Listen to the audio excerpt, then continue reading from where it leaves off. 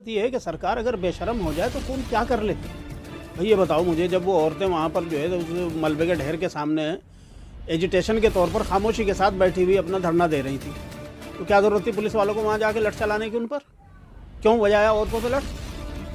औरतों पे जाकर के बेवजह लठ चलाओगे तो वो गुस्सा नहीं आएगा उन्हें? वो इंसान नहीं है क्या?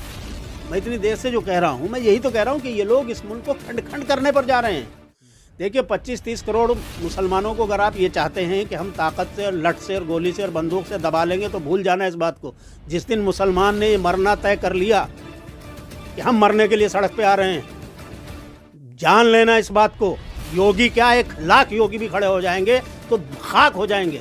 बचो उस वक्त से।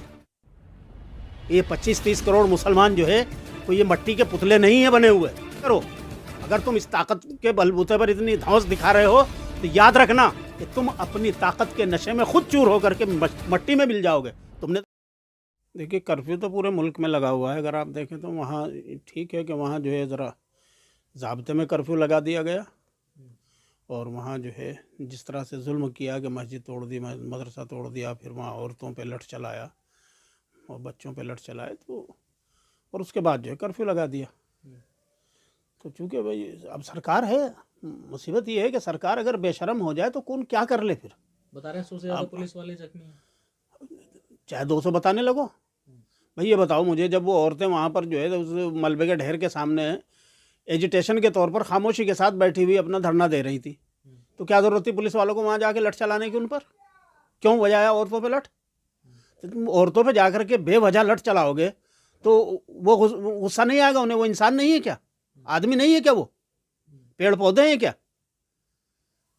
भाई उन पे तुम लठ चलाओगे तो जाहिर सी बात है उनको भी गुस्सा आएगा। बेवजह चलाओगे। ये कहा जा रहा है कि तोड़ने से वर्दी पहनने का मतलब और यह हुकूमत मिल जाने का मतलब ये हरगिज नहीं है कि आप जो है अंधाधुंध जो है किसी पर भी जो है बेतहाशा जुल्म सितम जारी कर दीजिए। क्या जंगल राज थोड़ा ही ना है? जंगल राज में मेरे ख्याल से जानवर भी इस तरह से इतनी बेहयाई और इस तरह से बदतमीजी नहीं करते हैं। वो भी अगर किसी दूसरे जानवर के साथ जुल्म सितम करते हैं तो उसी हद तक करते हैं कि जितना उनको ज़रूरत होती है। यहाँ तो कोई लिमिट ही नहीं है। मस्जिदों पे रात दिन बुलडोज़र चलाए जा रहे हो, मदरसे पे बुलडोज़र चलाए जा रहे हो।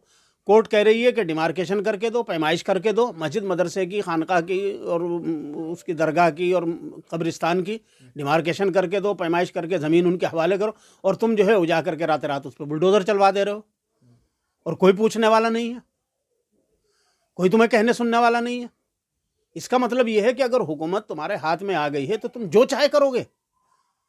भाई अदालतों को तुमने अपने साथ मिला लिया। ये असल में हुकूमत ने, मौजूदा हुकूमत ने जो है पूरे मुल्क पर ऐसा कब्जा कर लिया, ऐसा कैप्चर कर लिया है सिस्टम को कि अदालतें भी जुल्म में इनके साथ शामिल हो गई। इंतज़ामिया तो है ही है और ये खुद ही है। तो जब सारे जालिम हो जाएं तो फिर आदमी रोएगा कहाँ जा करके? किसको सुनाएगा अपनी विपता? कहाँ जा रहा है ये मुल्क? क्या इससे ये मुल्क जो है टूटने की तरफ नहीं जा रहा है क्या? कितने दिन बर्दाश्त कर सकते हैं लोग इस तरह से?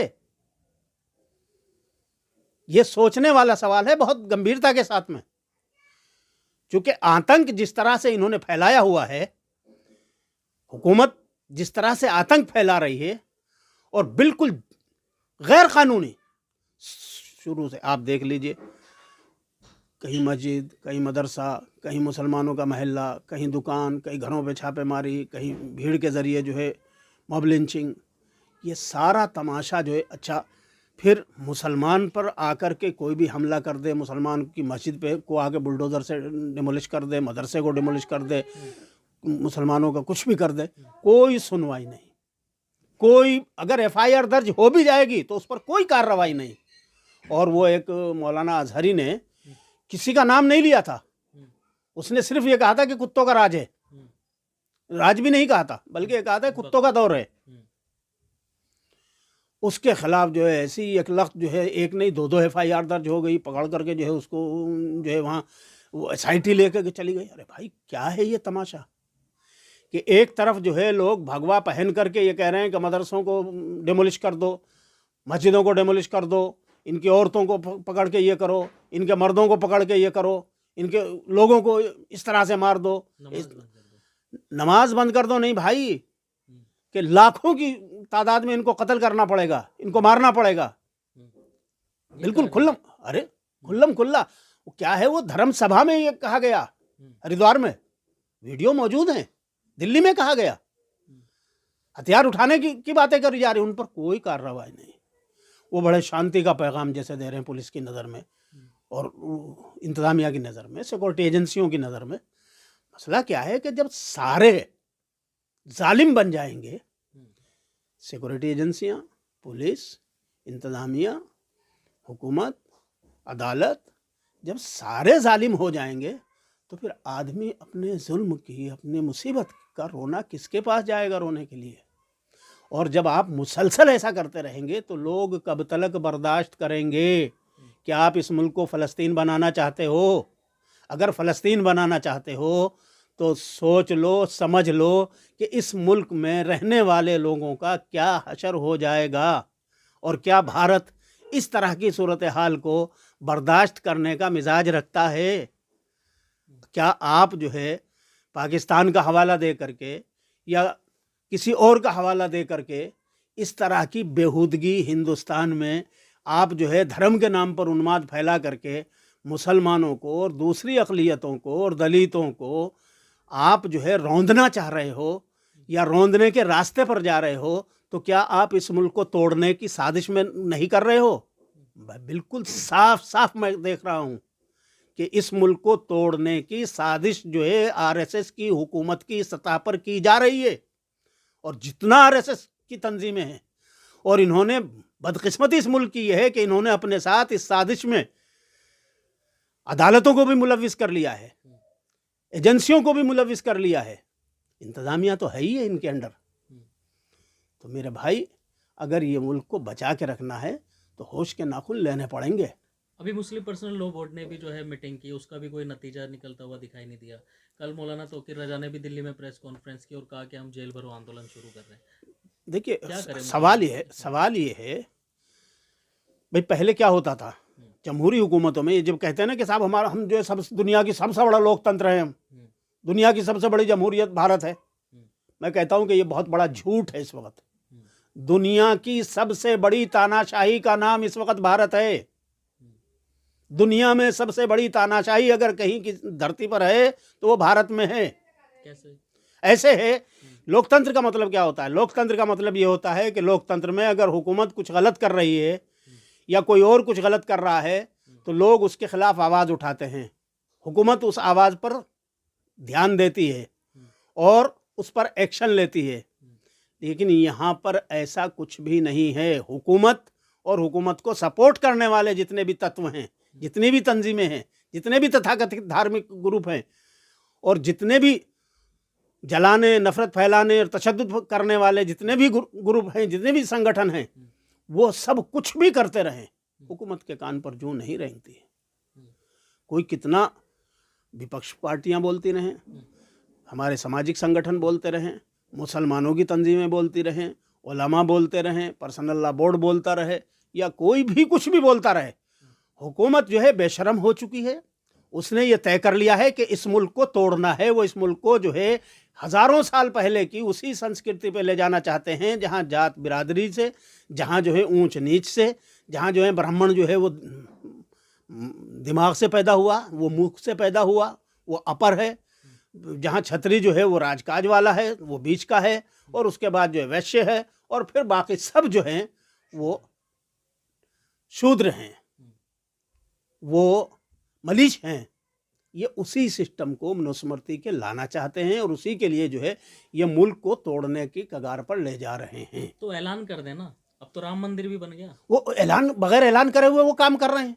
यही तो है मसला समझने का। तो ऐलान करने में क्या परेशानी लग रही है? वो चूंकि दुनिया के सामने तो ढोंग करना है ना कि साहब हम लोकतंत्र हैं, और हम लोकतंत्र जो है भारत का सबसे बड़ा लोकतंत्र है, सबसे मिसाली है।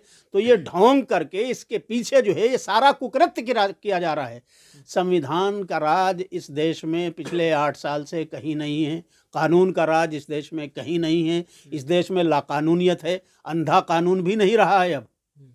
अब तो लाकानूनियत है, जंगल राज है, और ये जंगल राज हुकूमत ने मिलके चलाया हुआ है, और अदालतें जो हैं इस पर एक्शन ले सकती थी, लेकिन अदालतें भी जो है हुकूमत के इस जंगल राज को और इस जुल्म तशद्दुद को और इस जब्र को, इस नाइंसाफ़ी को बिल्कुल जायज़ ठहराने पर लगी हुई हैं।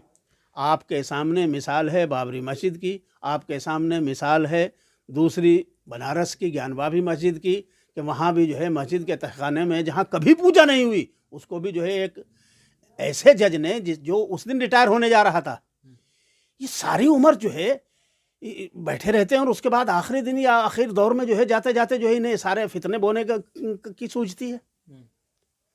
तो भाई मेरे, ये मुल्क जो है बहुत बुरे रास्ते पर जा चुका है, और अगर इस मुल्क के अच्छा सोचने वालों ने, अच्छा चाहने वालों ने अपने आप को बिल्कुल खपा करके सड़कों पे और उस पे आकर के जो है इसको बचाने की फ़िक्र न की, तो आप यकीन जानिएगा ये 2-4-10 साल में जो है तोड़ फोड़ के बराबर कर देंगे इस मुल्क के, 10-20 टुकड़े करके ऐसे ही बैठ जाएंगे जैसे एक ज़माने में रशिया हुआ था। बात तो कर रहे हैं अखंड भारत की। ये अखंड भारत नहीं, खंड खंड भारत बनाना चाहते हैं। यही तो समझने वाली चीज़ है। आपने देखा कि पिछले 10 साल में जो कुछ मोदी और मोदी की गवर्नमेंट और आरएसएस वाले जो कहते हैं उसका उल्टा करते हैं। कोई एक बात बता दीजिए मुझे कि साहब इन्होंने ये कहा और उस पर खरे उतरे। मोहन भागवत ने जब बाबरी मस्जिद का फैसला सुप्रीम कोर्ट ने ये कह करके दिया कि साहब अगरचे वहाँ मंदिर नहीं था कभी भी, मस्जिद अपनी जगह बिल्कुल जायज़ जगह पर थी, और मस्जिद में मूर्तियाँ नाजायज़ तरीके से रखी गई, मस्जिद का डेमोलेशन नाजायज़ तरीके से हुआ, लेकिन मंदिर के लिए ज़मीन दी जा रही है।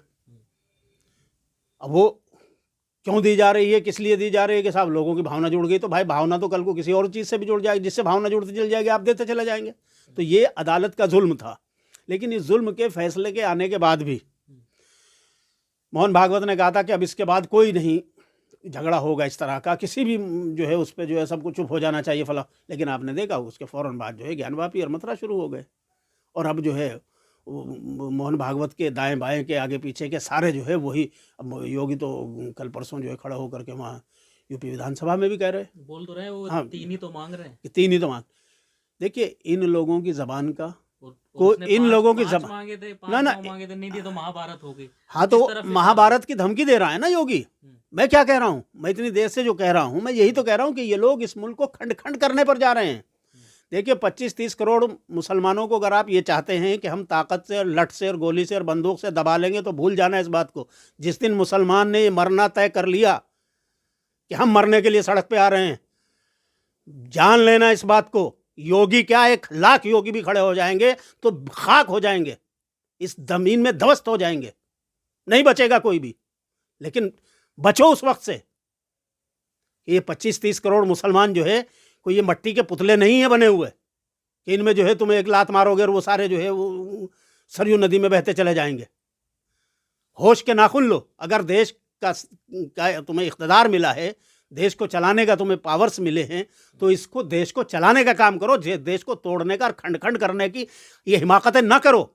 अगर तुम इस ताकत के बलबूते पर इतनी धौंस दिखा रहे हो तो याद रखना कि तुम अपनी ताकत के नशे में खुद चूर होकर के मट्टी में मिल जाओगे। तुमने तो कहा ही था विधानसभा में खड़े होकर के मट्टी में मिला, लेकिन तुम खुद मट्टी में मिल जाओगे।